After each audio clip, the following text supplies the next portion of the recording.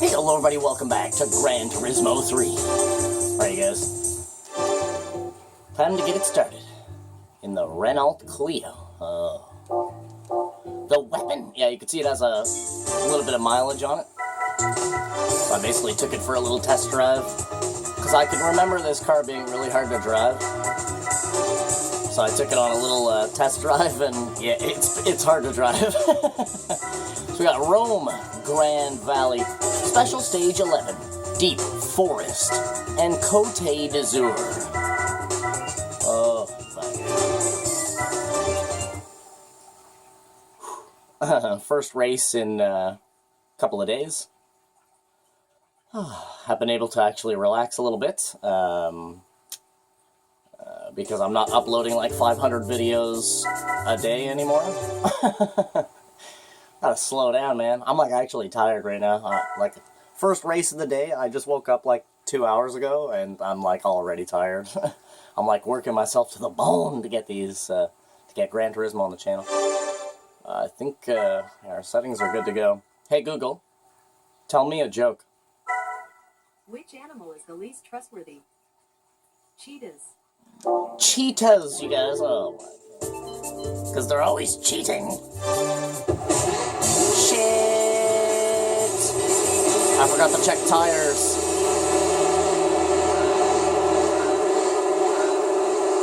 I don't know what tires we're on.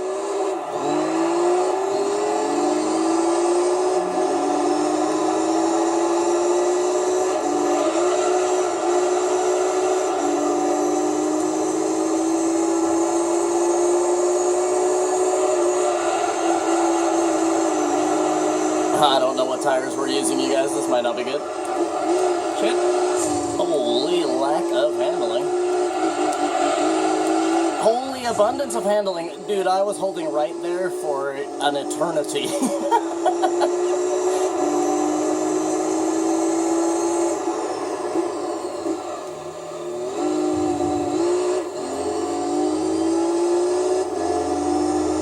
Alright. Let's just, ooh, it's very slippy. Believe it or not, this little Renault Clio, you'd be surprised to find out how fast this little car actually is. It's basically an Acura NSX inside of a tiny little hatchback. It's pretty much what this car is. It's a V6, mid-engine, rear-wheel drive, but it's a hatchback. So it is literally like the same platform as an NSX, but totally in the wrong body. Very interesting car. And in real life, they are actually pretty fast. There's a couple of videos on YouTube where you can see this car in action, I guess you could say, and yeah, they're pretty fast, man. Only the GT V6 though, like there's two Renault Clios. There's like the normal, you know, like the one that a family man would buy, you know what I mean? And then there's this one, which is, you know, the one that a young aspiring young man would want to own. This is one of those cars that you can really surprise someone with. Right? Because it's just a little hatchback. So you're thinking, oh, maybe it's got 100-some horsepower, maybe 120 at best, or something like that. Like a Ford Focus. No. This thing's got an intercooled V6. Very serious car, man. I do like the styling on the Clio as well. I find it to be a pretty handsome hatchback, man. I like its big hips, how it has really big hips, and those big giant headlights, you know? Look at those headlights. Aren't those handsome? Very handsome. At least I think it is. Whoa. No donkey kicks today. Jeez. It's a pretty light little car as well. Whoa. has some very strange handling during acceleration. But, of course, it is a mid-engine, rear-wheel drive car, so yeah, that is absolutely expected to have some awkward handling sometimes. Once you get used to, MR cars, though, you can kind of learn how to use the throttle during a turn to actually bring the car around even steeper than you already are. Since in an MR car, as you're going around a corner, if you brake, you'll understeer. If you accelerate, you'll oversteer, right? So it's like that fine line between the proper amount of gas pedal, I guess you could say, having the proper amount of gas pedal at the right time. Especially while going around, like right, boom, and then stomp the throttle. You see how it brought the front end? It really curled the front end when I banged the throttle there. Although it's a little weird in a Renault Clio because it's a hatchback, right? So you get a little bit more of a reaction than you normally would from maybe like an MR2 or an NSX or something like that. Actually, a really good car to teach you how to drive MR really well is actually the Pagani Zonda, because it's a very difficult car to drive, but it has all of the hallmark characteristics of a mid-engine, rear-wheel drive, high-powered sports car, right? Whoa, come on now, turn left. This car has a really hard time coming back from oversteer. That's twice now that I'm like, the car is going to the right, and I have the steering wheel all the way over to the left, and I'm still going to the right. Although last time it was the opposite. I was trying to go. Oh no, it was the same. Yeah, I was trying to go right, but it just kept going left. So it looks like we have on some medium or medium slick tires. I'm not really sure which one, but definitely one of those. Because we are ending yellow's transition, and we're about to start. Woo, the acceleration on this car is awesome too. Yeah, we're about to start the transition into orange, so that's perfect. We'll get 5 laps. 5 laps, like what I was hoping. 1 pit stop per professional race. The beautiful Colosseum in the background, you guys. Gorgeous Roman Colosseum. I would love to go there in real life, man. Like, if I had a lot of money, that would definitely be on my destination list. To go to Rome and see the Colosseum. You know what I mean? I think that would be a cool experience. And because I have the heart of a warrior, you guys. I'm sure anybody, longtime fans of the channel and viewers of the channel know that how do I say it? I'm not exactly one to back down. I've always had like the warrior spirit, you know? Never fear any man, you know what I mean? So I think going to the Roman Colosseum would be really cool for me, because I'm all about that pugilism, you feel me? I like a good fight, you know? I don't like to fight, but I like a good fight. I don't like to fight, but I will fight, right? It's hard to explain. Like, I'm not some kind of tough guy or something like that goes around picking fights. What's the saying? I'm the wrong one. That's it. I'm the wrong one, bro. I'm the wrong one. I love it when people say that, because it's like, you know, I feel the same way. It's like, you know, I don't want to fight you, but if we have to, then it is going to go down. Cold tires. Yeah, I think, again, I think it would just be a really cool experience. I'd kind of live in the moment, being in the Colosseum for a moment. I'd, you know, close my eyes and try to imagine what it would be like. Not just to be like a spectator, but like an actual competitor, a gladiator. You know, what it must have been like back then for one of them to go out into the arena. It's so big, you know, and there's like so many people in the crowd. So many people are watching. You know what I mean? It's like the UFC or whatever, except, I mean, you know, these guys are literally fighting to the death and with weapons and stuff. Not exactly a fair fight. No referees involved in involved in gladiatorialism.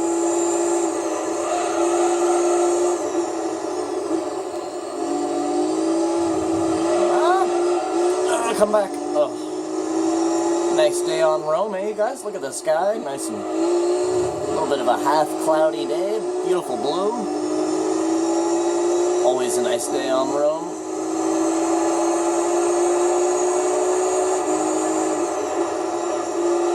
Kind of enjoying the drive in the Clio a little bit. It's actually not, whoa, it's not as bad as I remember it being. Maybe that's just because, you know, I've had years of experience in many other racing games since I played this game last. You understand what I mean? I find every year I get better at some games, and then I get worse at other games. Isn't that weird? I don't mean like games specifically, I guess a genre. Whoa. Like since I started the channel, since I started Ashton's Gaming Show on the channel, or on YouTube I should say, I have definitely noticed that my racing has certainly improved. Like, racing is my #1 genre, right? Like, I believe myself that, you know, any genre of game, I personally play racing games the best. And no, I don't mean to say that I'm the best player that racing games have ever seen. I mean that personally, out of every genre of game that I personally play, I personally am the best at racing games in particular.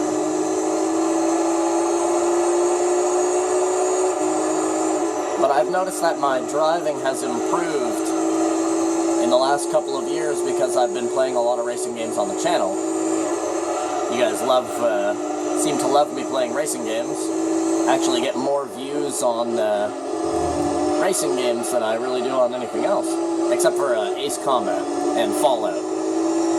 Ace Combat 0, Ace Combat 4, and Fallout 3 are actually the most viewed games on my whole channel, you guys. Fallout 3 is #1. It has the highest amount of views, highest amount of likes, highest amount of watch time. Like, Fallout 3 is the king of my channel.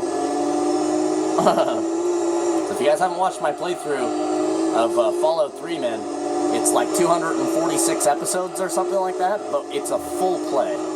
Full, long play. We visit every area. We complete everything there is to complete. We play the whole goddamn game. The whole game. And all of the DLCs as well. So if you guys are interested in Fallout, man, and you like my content, go and have a watch on my playthrough, my super long playthrough of Fallout 3. I had a shit ton of fun playing Fallout 3 for you guys. And New Vegas is coming soon on the channel, you guys. I will say that right now. New Vegas is coming soon on the channel. I was actually, just the other day, I popped up New Vegas, and I was looking at the DLCs, and I bought a couple of the DLCs. I still have to buy 2 more DLCs, I think. I just don't have any, I got like $6 on my Microsoft account, so I need to go put another gift card of like $50 on it or something like that, so I can buy DLCs for you guys.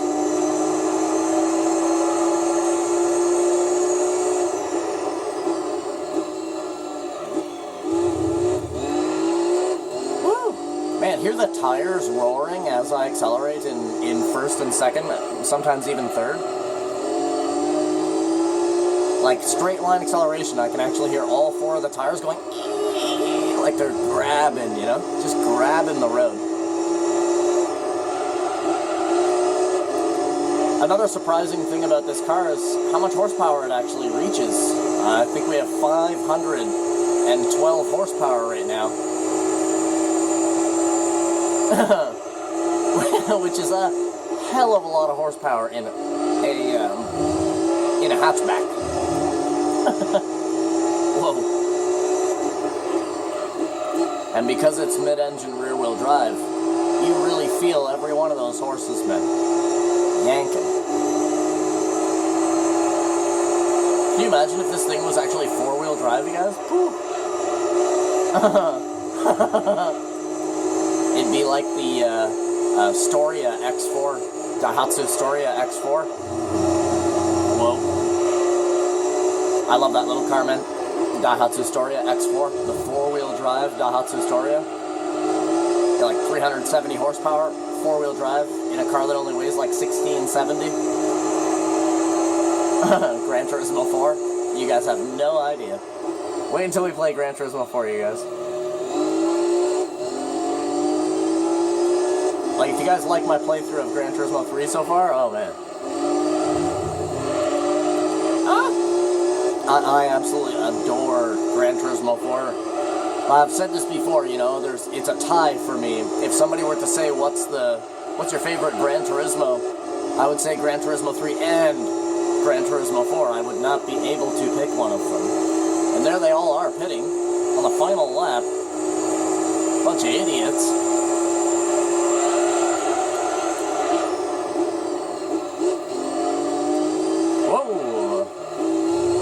Like we were going to get some oversteer there, so I corrected.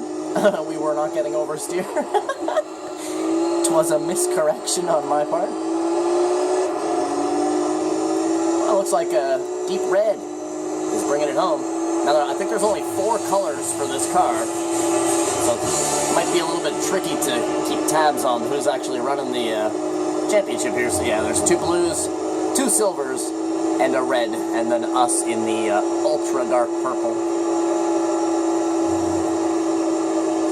They're split up. Let's just say that's our running order. I'm not waiting an entire lap for them to come around. That's our running order. Red, blue, silver, silver, blue.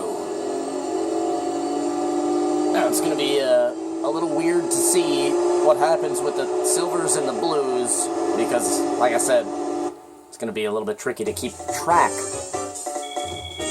of which blue and which silver those ones actually are. Gonna go ahead and be smart and get a game save in between each one of these, because there was one race in the Lotus Exige Cup that I actually lost, and I forgot to mention that actually when I did the 5th race of the Lotus Exige Cup, that I actually had to start the whole championship over again and do all 4 of the first races and then get set up to record the 5th race.